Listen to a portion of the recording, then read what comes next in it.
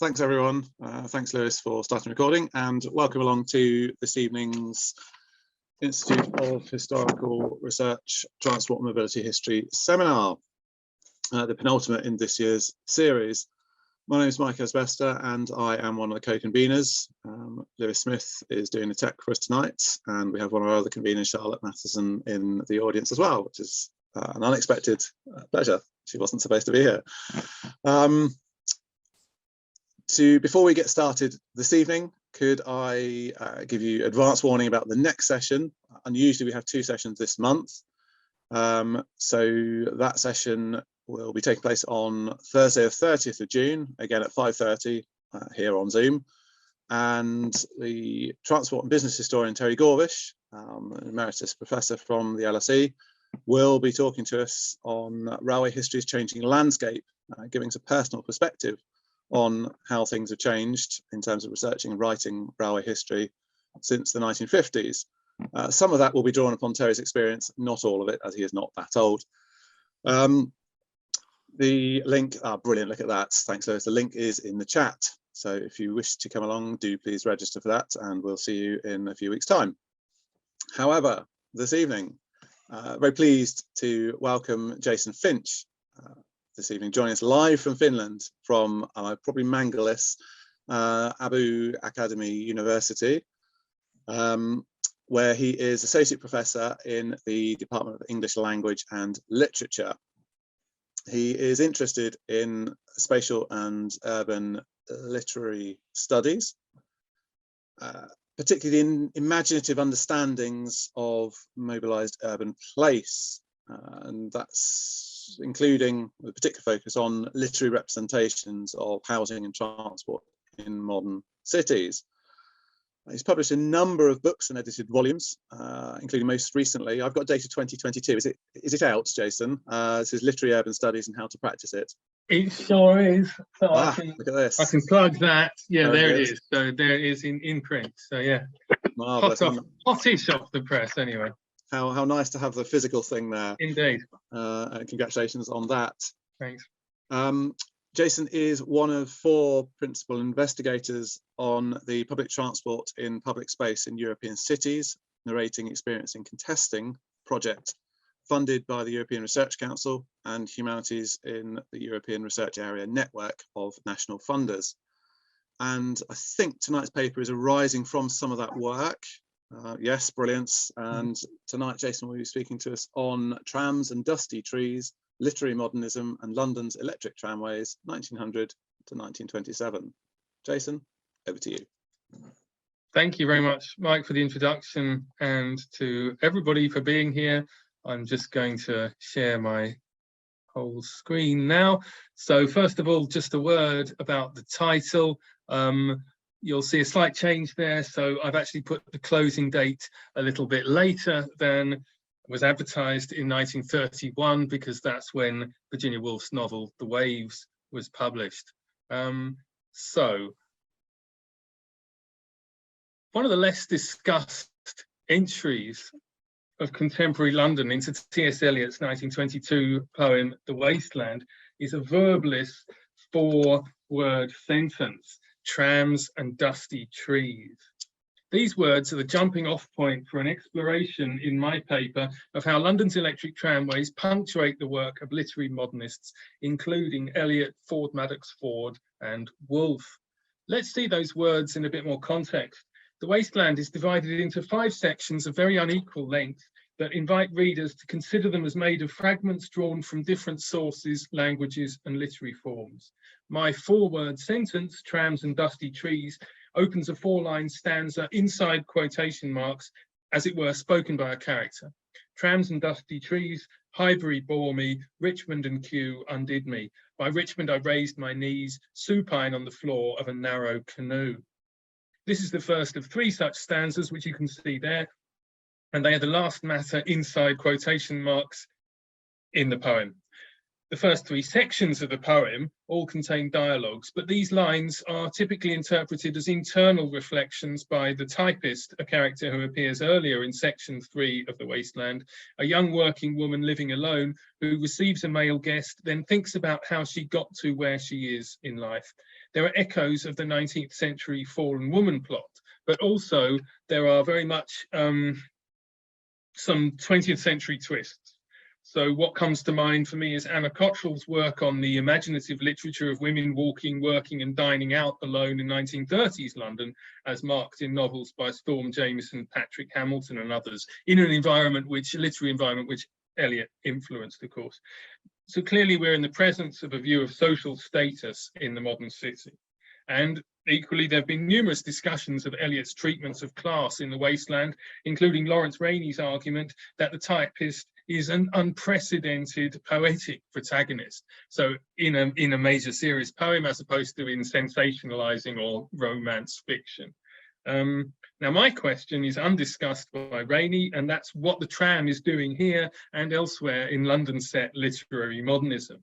And my hypothesis is that this could be a key to a 20th century urban modernity of a sort that's expanded physically and made possible for a much broader social group than otherwise.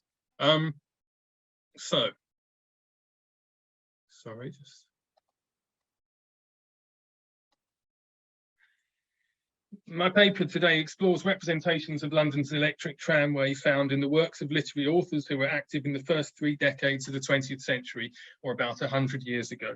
This year, in fact, is the centenary of Eliot's The Wasteland, James Joyce's Ulysses, and Woolf's Jacob's Room. 1922 has retrospectively been described as modernism's annus mirabilis. But, as Michael Levinson writes, any notion of a miracle year is no more than a convenient myth. And in fact, the corpus of key texts in modernism has expanded geographically and across genres ever since the academic study of modernism began in the 1950s. Levinson ends that piece with dispersal and not concentration as the marker of modernism in the 1920s.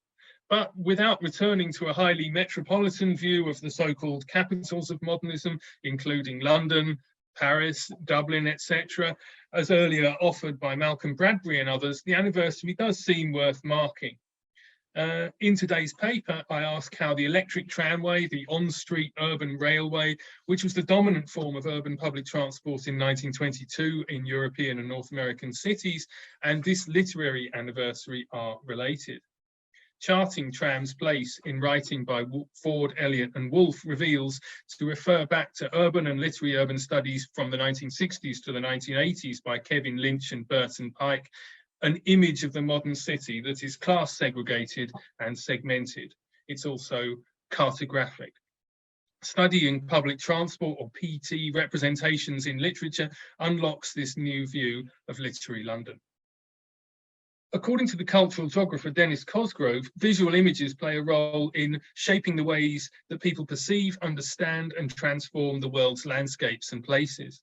And the same is true of literary and other written texts. Yet such texts' relationship with timetables, documentary photographic evidence, surviving material culture, or sources charting financing and political debates at different levels over London's tramways in the first decades of the 20th century remains an elusive one. This paper aims to elucidate the relationship between these texts and these perhaps material or social happenings. Indeed, literary form and urban form have a relationship that needs further investigation. I've argued in my recent book, Literary Urban Studies and How to Practice It, thanks for already mentioning that to Mike, that quotes ideas of rational top-down city planning and naturalist and modernist texts can seem irreconcilable, but they can actually be reconciled. Now, the 1922 link between the trams on the streets and the literature being produced in small quantities by people we now call modernists provides us with a means of investigating this relationship, I argue. One of the tasks of this research is not just to read literature in context, but to show how literary reading can disrupt the order of the world as it appears when looked at through other disciplinary lenses, such as those of sociology or urban planning.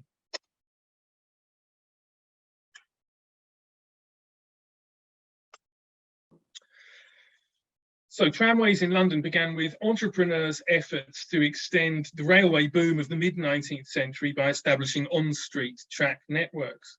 A legal battle to establish trams in London led in the early 1870s to laws which brought tramways into formal existence in Britain, but also to their exclusion from the streets of central London and from areas, chiefly wealthier ones, where property owners and local government chose not to permit them.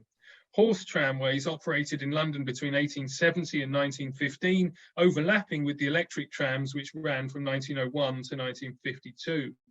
In London, the electric tram, after mostly unsuccessful efforts to enter central and bourgeois districts, gained social class associations, and it's often, quotes, classed as an essentially proletarian form of transport, according to the historian of London, Jerry White. It was very cheap and reliable, yet noisy and somewhat slow compared with the electric railway and motor bus services that opened in the 1890s and the Edwardian decade.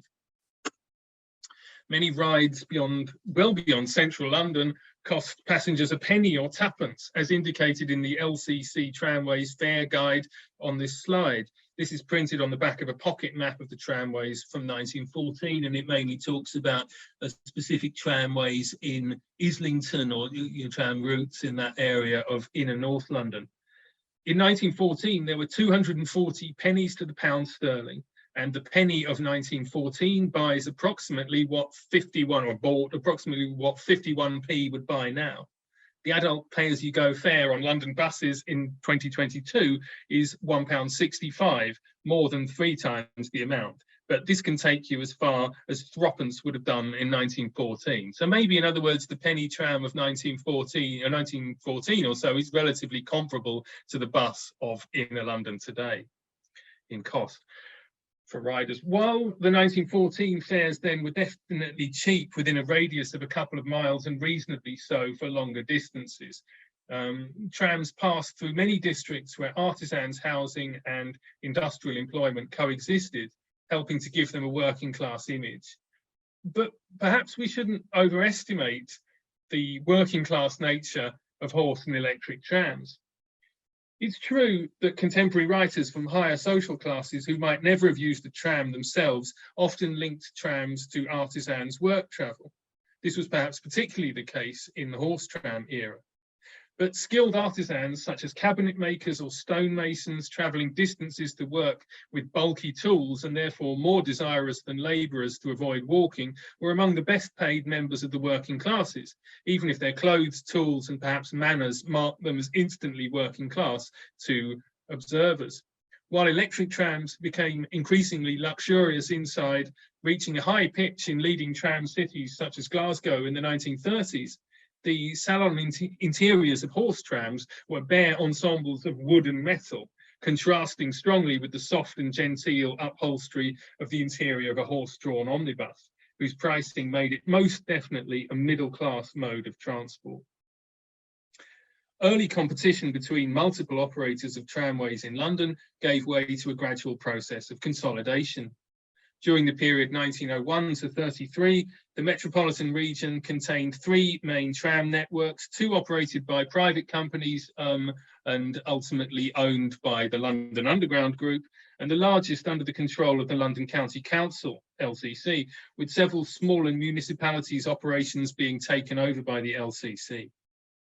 In 1933, trams were transferred to the control of the partly nationalised London Passenger Transport Board, extending what Simon Abernethy calls, quotes, the complex mix of government control and private enterprise applied to London public transport during World War I. Running this body were managers of the various city railways consolidated as the Underground, London's metro system. Such people tended to view the electric tram as obsolete and worked to replace it with trolley buses and motor buses.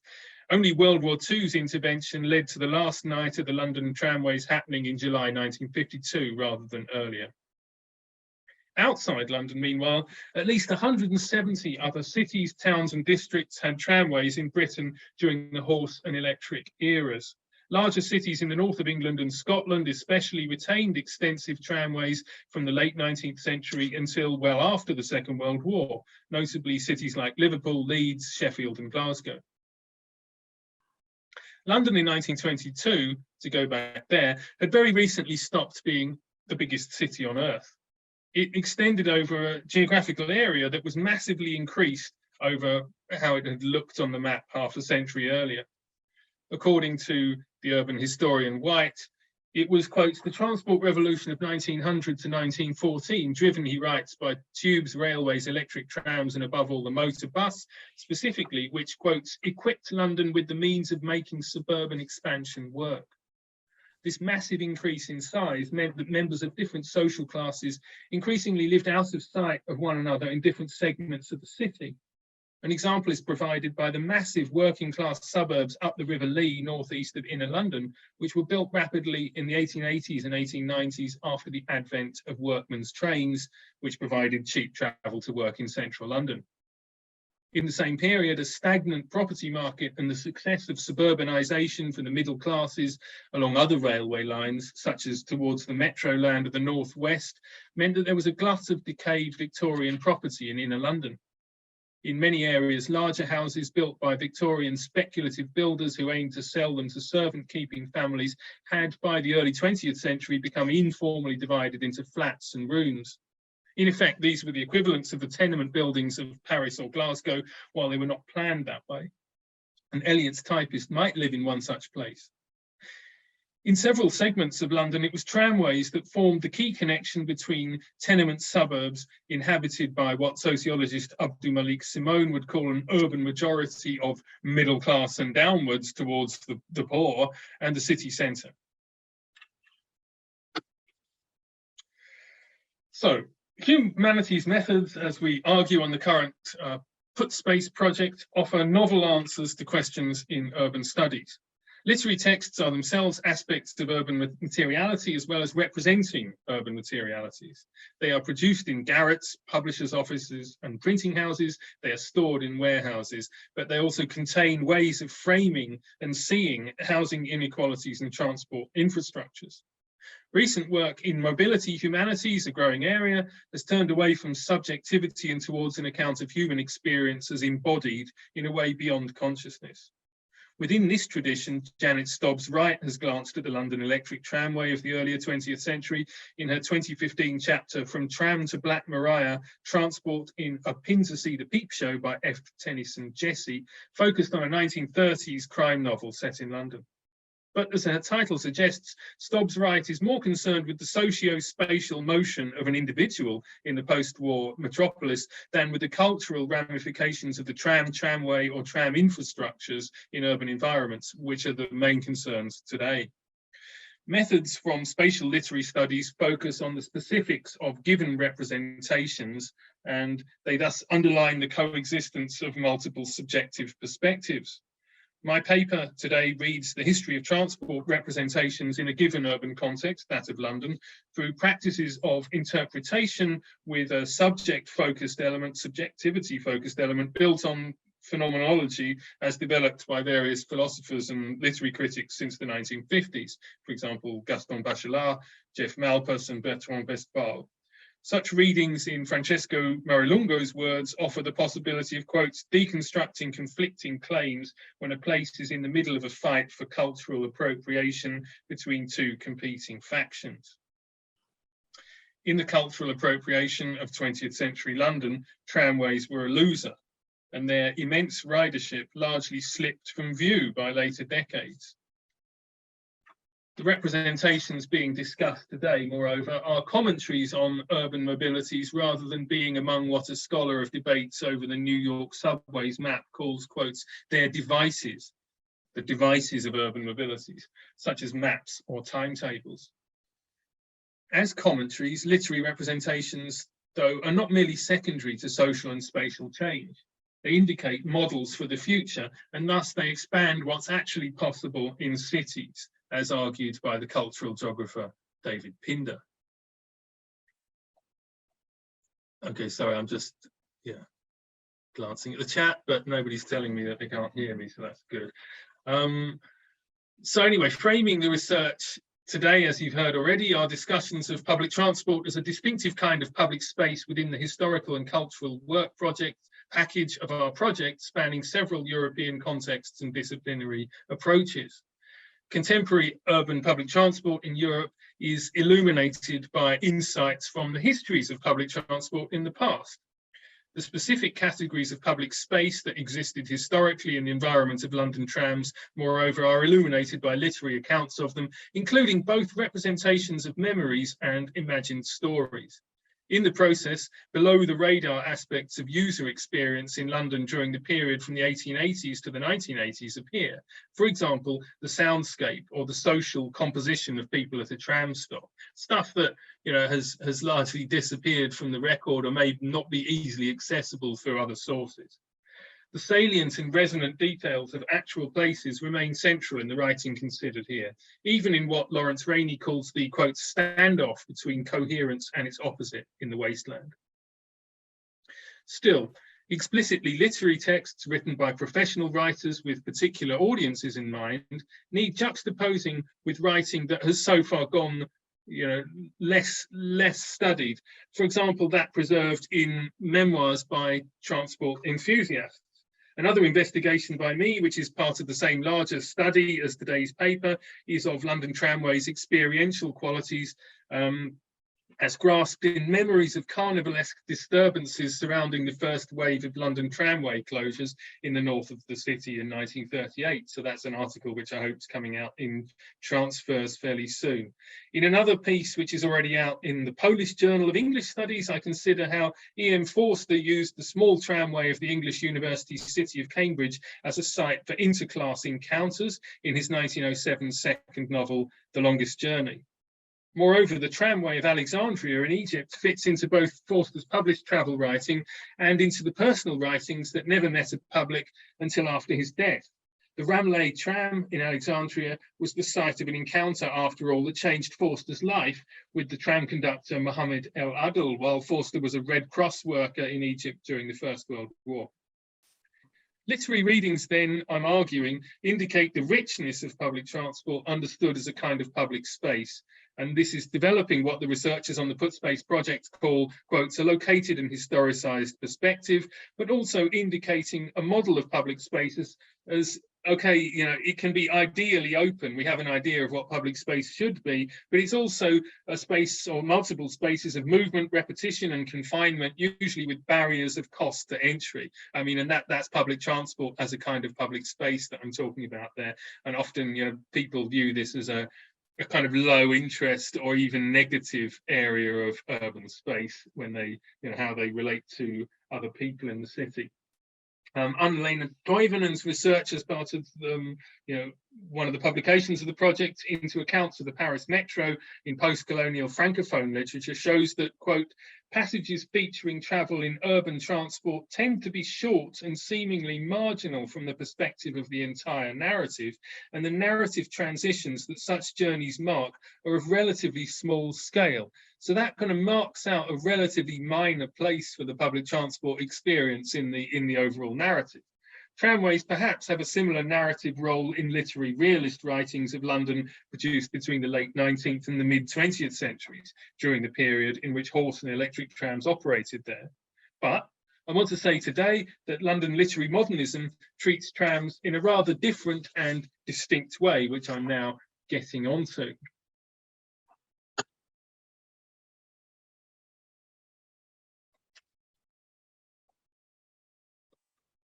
Okay, so tramways could seem peripheral to modernist literature and art in an era often thought to have idolized acceleration and the unprecedented experiential qualities of the automobile or aeroplane. Charting trams' place in writing by Ford, Eliot and Woolf, however, reveals trams as key to a class-segregated and segmented vision of modern urban cartographies. These writers' deployment of the 20th century electric tram has forebears in late 19th century literary accounts of its predecessor, the horse tram.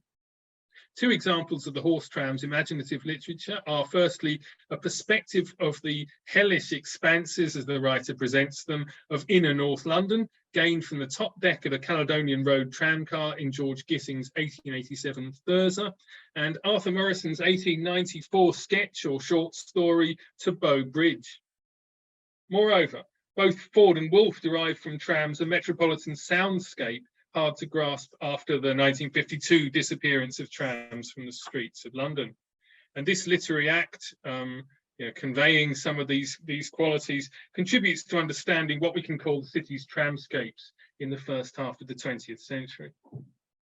Next, as indicated on this slide, where the numbers are, 1, 2, 3, 4, I'd like to draw out a few key aspects of the portrayal or categories within it, as it runs across texts produced between 1905, the date of Madox Ford's The Soul of London, and 1931, the date of Woolf's The Years.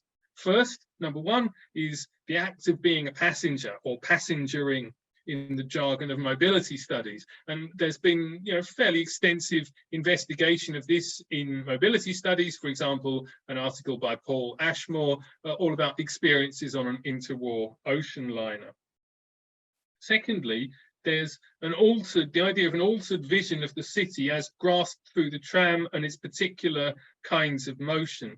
And that's very much to the fore in both Gissing and Morrison's portrayal of the horse tram in the 1890s, so that the journey into parts of the city that might not be seen by a writer figure otherwise, for example. Thirdly, I've already mentioned this, the soundscapes that trams introduce into the city. And broadly, writers of the period from the 1890s to the end of the First World War, both talking about the horse tram and the early electric tram, used the tram to say something about how the city overall is changing, rather than to identify a certain class level within the city. After this, after about the end of the First World War, the tram becomes a figure for more apparently static social phenomena, more apparently, located in particular parts of the city. And this is paradoxical, considering the inherent mobility, the motion of the tram. Notably, it's used in literary writing to convey the idea of a vast and potentially inert working class or plebeian mass in London. Eliot's figuring of trams and dusty trees that was in my title occupies the border between these two figurings. I'm talking about 1922 as a kind of boundary in that respect. And on the surface, these two don't seem to tessellate very well with the differences between written genres, or between elite and popular, or between high culture and low culture. Taken together, these tramscapes form a method of commentary that's also a reimagining.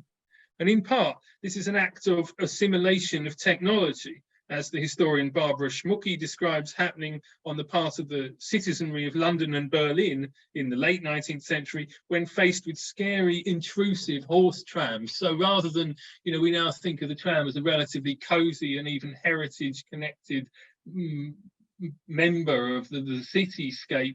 At the time, of course, it seemed really shocking to have these iron rails appearing in city districts and these huge vehicles passing by. But more than this, I want to call the encounter with trams and tramways, under the fourth bullet point there, an act of imaginative rescaling, of reworking of imaginative cartography, a vital part of the complex reformulation of imaginative place contained in texts that we call literary. Now, to go on from the first of these, passengering and the internal space of the tram emerge more clearly in Morrison's The Bow Bridge than in the early 20th century writing of the electric tram. And if you'll excuse me, I will say a little bit about this horse tram writing.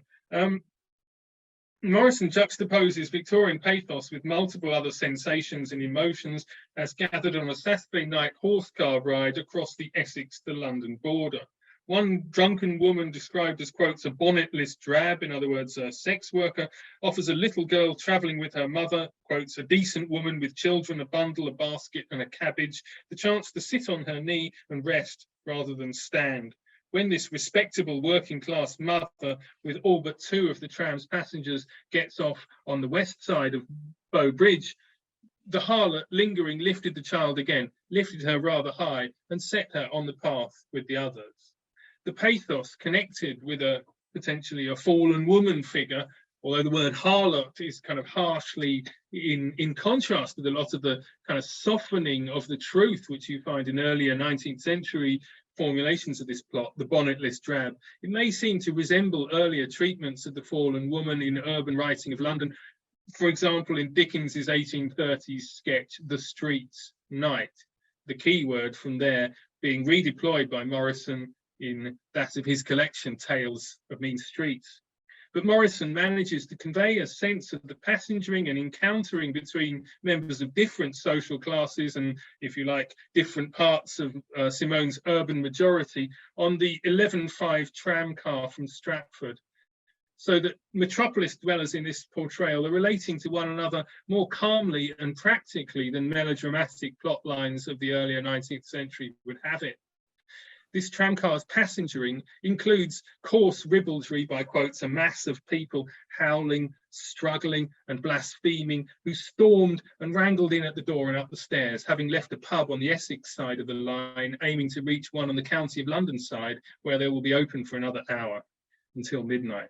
Such mayhem coexists with the decent woman and her children, and also a quiet mechanic who remains on the tram, together with the first-person narrator of the sketch, presumably, at the end, as, quotes, the tramcar, quiet and vacant, bumped on westward. Overall, Morrison shows social mixing deadpan, as if it were normal, and without so much concern to judge the boundaries of respectability. So let's move on to 1905 and the then very new and exciting electric tram. A newly expanded, class-segregated and segmented city is grasped in Ford Madox Ford's 1905, The Soul of London. Gissing's hyperbolic tram ride could seem a forerunner of this, in that Gissing uses the tram to envisage a new city. But Gissing does not present us London as, quotes, a kaleidoscopic reality, as White would later describe 20th century London. Rather, Gissing gives us a vision of hell and human darkness, taking London as the vehicle of his metaphor. Under the influence of Arthur Schopenhauer and Friedrich Nietzsche, Gissing intersperses personal reflection into the three-decker novel. Ford, quite differently, works on the borderline between journalism and the prose poem.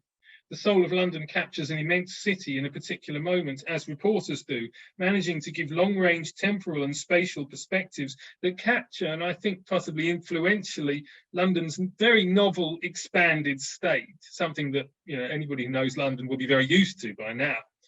The modern street perspective rendered by the horse tram is a key subject for both Gissing and Morrison, from the ugliness of the new cityscape in Gissing to the shimmering gaslights of Morrison, which recall some of the urban images of impressionist painters such as Claude Monet. In Ford, meanwhile, the tram car itself, as seen from outside and as quite literally casting the new suburbs of the city into a new light, becomes a vehicle of modernity. Crucially, this is an electric tram with electric lighting inside, coming from the same live rails or overhead cables which power the tram forwards. Both Gissing and Morrison too work towards some perspective on what outer London or greater London might mean, building such a sense around the environments and infrastructures of public transport. And remember White's argument that it was public transport that enabled the immense growth of London's physical footprint between 1870 and 1940, since it was this that enabled both middle class and working class Londoners to live much further from their place of employment than had ever been possible in the earlier and necessarily cramped urban space. So, Ford suburbs in this passage that you can see there from The Soul of London are middle class and much further from the centre of London than either Gissing's Caledonian Road, which is about 2 to 4 miles north of London's notional centre at Charing Cross, or the setting of Morrison's to Bow Bridge, 5 to 6 miles east of Charing Cross. The Soul of London is not a novel, but a work of creative non-fiction.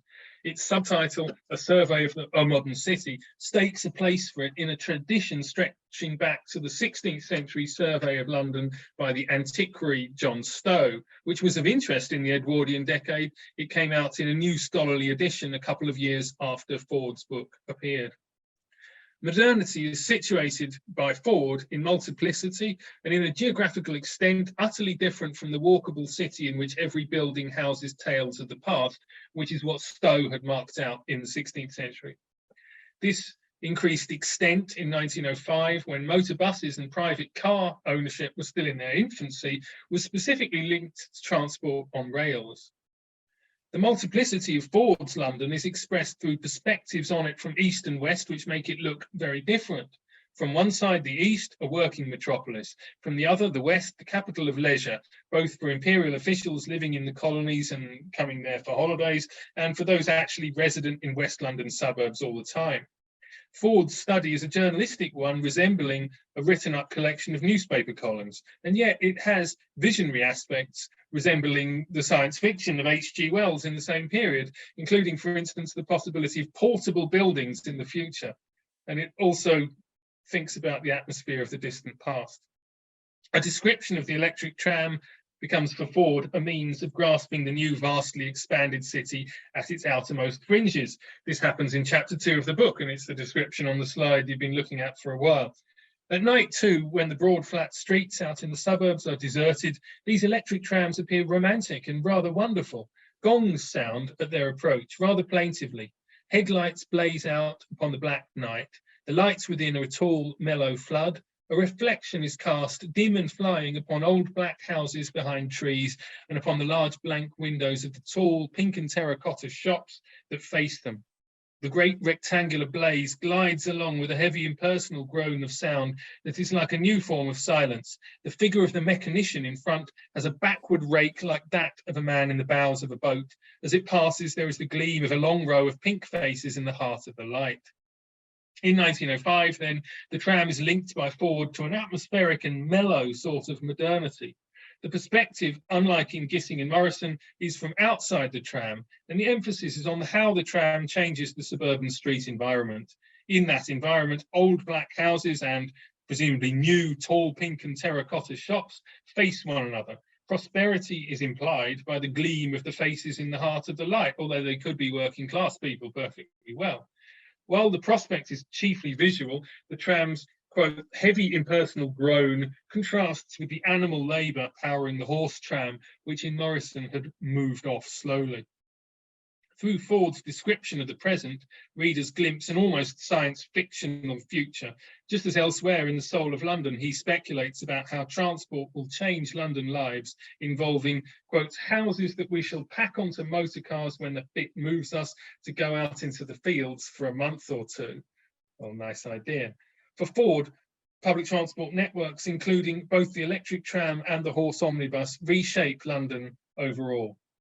Rather than concentrating on the centre, like most of his predecessors among London writers seeking the character or qualities of the city, Ford outlines its perimeter. He measures the perimeter of London by stating that London begins where the tree trunks commence to be black, tens of kilometres from central London, that is. So that's the massively expanded London through Ford. Let's now move to the moment just after the First World War and Virginia Woolf. The plaintive sound of Ford's gongs point towards a new soundscape that is somewhat melodious. On soundscapes, we can look next at Virginia Woolf's novel Night and Day, and a bit later at her later novel The Waves, Night and Day from 1919, The Waves 1931. Night and Day was Woolf's second published novel, long rather overlooked by critics. But when we start working towards an infrastructure-led literary urban studies, we might consider this one of the great 20th century London fictions. And The Waves, differently, but with the concerns that, differently in narrative terms, but with the concerns that, you know, Woolf had throughout her writing career, is a prose poem of a circle of people who somewhat resemble the Bloomsbury group. And I'll come back to The Waves in a little while. In 1919, when Night and Day was written, the tramway seemed essential to the modern urbanity of London. The tram, in 1919, as Rainey writes of the typist's occupation, which Eliot remoulded, is then, quote, a recognisably modern figure. By contrast, the class-laden London of Woolf's Mrs. Dalloway ignores the tram, as does her 1937 The Years, the majority of which stages London moments from recent decades. So the tramway is even being excised from recent history. It becomes unmentionable, whereas the horse omnibus in The Years is the subject of vigorous and powerful nostalgia. And of course, the double-decker omnibus becomes the iconic London public transport form gradually. Night and Day's handling of urban public transport is called less complex by Eleanor McNease to that found in the 1920s and 30s fiction, but it is in Night and Day and the Waves only among Woolf's novels that the tramway can enter, albeit subtly and briefly. The two mentions in Night and Day are once in the connection with horrid slum houses by Mrs. Hilbery, mother of the protagonist Catherine, in chapter 17, unconsciously indicating the disturbance that the tram brings. And this recalls a passage in the Years describing the sight of an impoverished old man eating on an omnibus. And once it comes in as an announcement to Catherine and Ralph, who she will ultimately marry, an announcement that the bustle of Riverside central London is being reached rather than its side streets. They were now within sight of the stream of cabs and omnibuses crossing to and from the Surrey side of the river. The sound of the traffic, the hooting of motor horns and the light chime of tram bells sounded more and more distinctly, and with the increase of noise they both became silent. So there's actually a visual link, very strong one, between trams in London, electric trams, and the embankment on the north bank of opposite, County Hall and such areas on the south bank, probably because the trams were so visible there, and because this is the only part of kind of unequivocally central London almost that they passed through. And there's some interesting paintings that also portray that view. What the mobilities view gives us here, drawing on the cultural history of railway travel in a tradition established by Wolfgang Schivelbusch, is a view of modern people as integrated with and created from their various technologies. Gissing's parodic view of the city from the top deck of a horse tram, plus a ride on an electric tram to Greenwich by Woolf's character Rhoda in The Waves, that is, both create cityscapes rather than just documenting what already exists. Public transport was central to Woolf's perception and experience of London from her childhood onwards, and in her reformulation of it, it juxtaposes different groups of people. It puts people into physical proximity who would not meet outside that setting, being socially unconnected or of different social levels. People who elsewhere would meet in some more defined and bounded relationship, servant and master or mistress, boss and employee, customer and shop assistant. In other words, it threatens it's a threat to the separation of people, which writing on the Victorian streets, as read by, for example, Linda Need, multiply shows them to have enforced.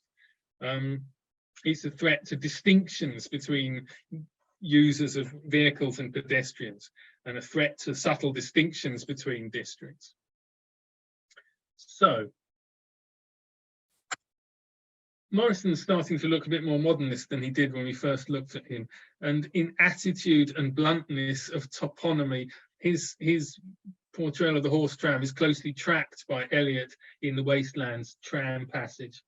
Reading Ford shows that in its early days, the tram had not yet the settled proletarian image, which it very much had gained by the 1920s.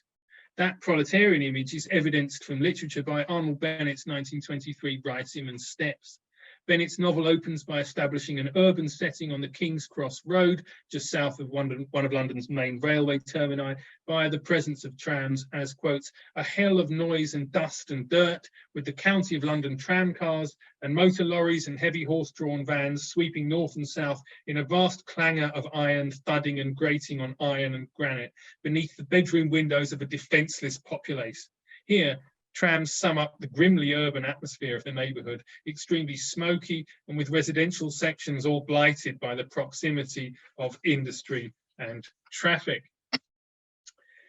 But Eliot's dusty trees belong elsewhere, in somewhere more like a leafy and once gracious suburb being transformed by the intrusion of metal and electricity. They could be in a square off the King's Cross Road, but equally they recall Ford's account of London limits. For Ford, London's reach has an arboreal marker in the extent of blackened tree trunks. These render a London, quotes, bounded by a line drawn from Lee in Essex, halfway through the Epping Forest, to the north of Hendon, to the west of Brentford, the southwest of Barnes, well to the south of Sydenham, well to the east of Bromley, and so up to Lee again. Ford then asserts that London's expansion in multiple directions has happened suddenly, in the present moment. Nowadays, we have discovered, as if in the night, a new secret of rapid communication. One origin of Eliot's passage I trace in this one of boards. Whilst the pen is actually on my paper, London is spreading itself from Kew towards Hounslow, towards Richmond and towards Kingston, and on its other bounds towards how many other outlying places. The electric tram is doing all this. My hypothesis then is that Eliot used Ford on outer London as well as personal experience of inner London when he gave his typist a background in trams and dusty trees. Her Highbury upbringing was in a slowly deteriorating, once grand Victorian suburb in a section of the city, Islington, that was largely unfashionable until after the Second World War. Highbury, she says, bore her. Perhaps trams bore her to Richmond and Kew. This is more likely than the long-standing tradition of the boat journey upstream on the Thames as a route towards Carnival, liberating perhaps, but equally threatening respectability. And the London United Tramways routes to southwest London suburbs, including Richmond and Kew, were some of London's more prominent and widely known because these were riverside leisure sites beloved of Londoners on Sundays and bank holidays. Likewise, there were trams into Epping Forest, which served the same kind of purpose in northeast London. After the wasteland, and presumably not under its influence, the London Electric Tram's literary depictions do the opposite of romanticising. The link between the tramway and the metropolis's most obviously proletarian quarters grows, as charted in The Use of Trams by Bennett in Riceman and Steps, 1923, and Simon Blumenfeld in Dubois, 1935, to mark out the noisiest and least leafy parts of the inner city. It would be tempting to link this with the decline of the tramways brought on by their high maintenance and renewal costs in the era of the Great Depression. Already in the time of the First World War, the LCC had stepped in to operate the small tramways of urban boroughs in Western Essex that were part of the London metropolitan area. But the financial crash of 1929 and the consequent nationalisation of the formerly private Underground Group and its merger, the merger forced onto the LCC tramways with this beast, were in no way inevitabilities. In 1925, the LCC tramways were carrying more people than any other urban public transport network in the world.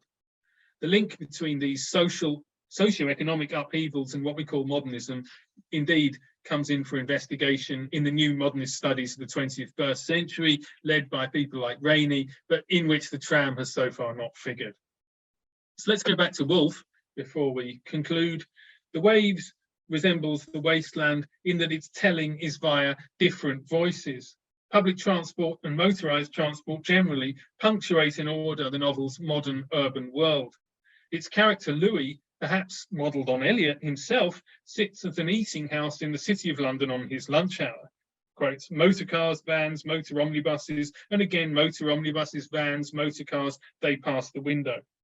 Among public transport modes, trams have a distinct position in the novel's infrastructural cityscape, which we'll now have a look at. Motor cars and motor traffic of cars and omnibuses, first of all, provide the urban backbeat, rather like the rhythm section of a jazz combo. Quotes, the omnibuses were clogged. One came up behind another and stopped with a click, like a link added to a stone chain. Trains, meanwhile, are places where, quotes, we jostled and encountered. The tube is the point from which one emerges into the city centre, such as iconically at Piccadilly Circus. Two of the speaking characters in The Waves, which is all spoken by different characters, refer to trams, and these two do so in distinct fashions within their personal idiom and perspective.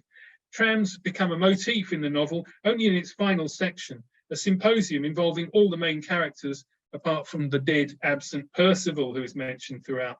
This symposium takes place at Hampton Court, site of a Tudor palace in the far southwestern edge of London. And this section of the novel uses public transport mobilities as one of its recurring figures, alongside mirrors and glasses of wine. The novel's novelist character, Bernard, offers a perspective on the tram that segregates it in a drab portion of the cityscape. As urban commentary, this resembles Bennett and Blumenfeld's 1920s and 30s deployment of the tramway in London urban fiction.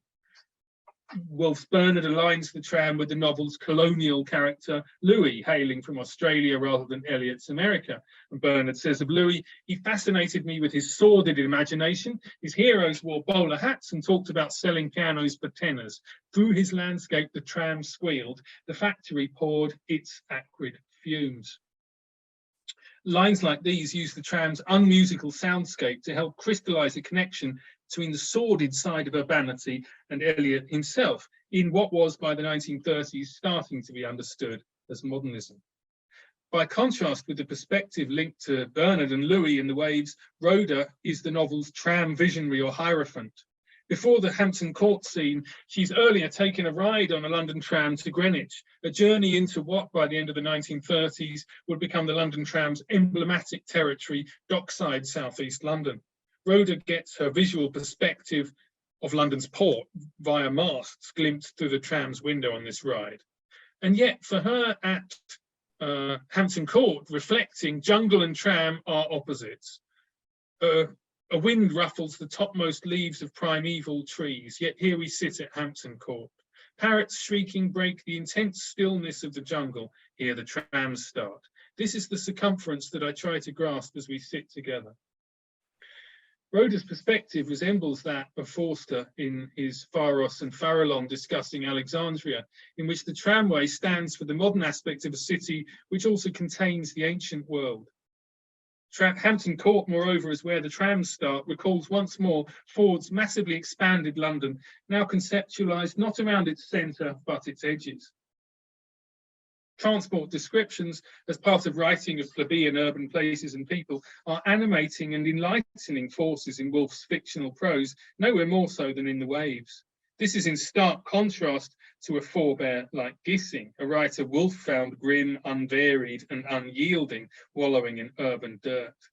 Woolf suggests a rich counterpoint of meanings, sometimes double meanings of urbanity and motion conveyed through public transport as through nothing else, and very much in the years on omnibuses. The tram has unique on-street sonic qualities, of course, with its squeals, squeaks and tinkling bells, as well as being part of the pounding rhythm of vehicles perceived by Louis eating his meagre city lunch. The tram's not restricted to being a spatialised class marker in Woolf in the way that Bernard, recalling not just Eliot but the paintings of W.R. Sickert and others of the Camden Town group, makes it. It doesn't just label neighbourhoods and lives as tram lives, tram neighbourhoods, and therefore socially beneath a narrative us, beneath those doing the perceiving. No, beyond that role, as for Forster in Alexandria, the tramway for Woolf is the marker par excellence for the whole of a modern ironworked, electrically powered modernity. This is the core ambivalence of the London tramway in literary modernism. In relation to the city sphere, it is both a metonymic characteristic of a portion, illustrating the factually status-divided nature of the city via its incompatible apart sections, and a metaphor, as in a symbol, for the whole of urban modernity. So just getting to some conclusions. So in conclusion, just drawing this together a bit, we can note how quickly technological change has an impact in literature and how rapidly assimilated urban infrastructural change is. And in that we can recall Schmucky's perceptive account of horse trams' arrival in London and Berlin. They quickly lost power to shop. And yet between 1901 and the 1930s, the tram was socially disruptive, just as the contemporary clerk and typist figures, as underlined by literary work like Rainey's on the typist and Jonathan Rose's on the clerk, and just as the LCC, the tram's most important operator, were. All of these actors challenged existing hierarchies of rank and class, making them uncertain, bringing about social mixing and bringing in new codes of behaviour. Now, to argue against White, the London electric tramways were far from an entirely proletarian form, especially before the formation of the LPTB in 1933. While they certainly had an association with the transport of artisans from the 1870s early days of the horse tram onwards, and indeed may in that era have been gendered male much more than the relatively genteel horse omnibus, their complex history includes the outer London suburban zones, which Eliot touches on in connecting Highbury with Richmond and Kew, itself a pairing that sounds like it came off the front of a tram or motor omnibus. Ford's 1905 tram seems hyper-modern, while Eliot's typist is no proletarian. In the 1920s and 30s, as the appearance of trams and tramways in Riceman Steps and Dubois shows, an image of trams and the neighbourhoods they traversed as proletarian was coming into focus. And for Bernard in The Waves, this gains a quality of sordidness linked to the emotion of disgust, which came to surround the obsolescent tram beyond its literary representation. Incorporating the electric tramways fully into the cultural history of earlier 20th century London involves a recalibration or reorientation such that more peripheral zones come to be seen as more important than they have been so far. Here, a framework is provided by Wyatt's view of 20th century London as a kaleidoscopic reality containing a myriad of social levels with subtle distinctions between them. A vital part of this social complexity is infrastructural. It involves the connections as much as the differences between the horse and electric tramways, as evidenced by the position of Morrison's to Bow Bridge in the story this talk has told. And this connection could be located at the intersection points between the Underground Railway and surface tramways, or between the municipally owned LCC tramways and those of the Underground Group. The latter, by the First World War, served the outer suburbs of northwest and southwest London, but not the southeast and east, nor again the still industrialised and indeed proletarian zones which ringed central London, where the penny tram ticket was no doubt a godsend to many. Here, the lines Eliot devotes to his typist laconically and as part of a literary collage with their atmospheric, dusty trees, infrastructural trams, and toponymic Highbury, Richmond and Kew, alongside the tired, seedy or indifferent personal relations their plot content endows them with, are evidence, just as the maps, advertisements and fare guides of tram operators in the same period are. So finally, in the centenary year of Eliot's disruptive The Wasteland, the study of literary representations of transport still retains the potential to disrupt transport history, I'd argue. The tramway can of course be classed an economic failure, and yet its presence in literature proposes alternative histories to what transpired, including more fully egalitarian possibilities.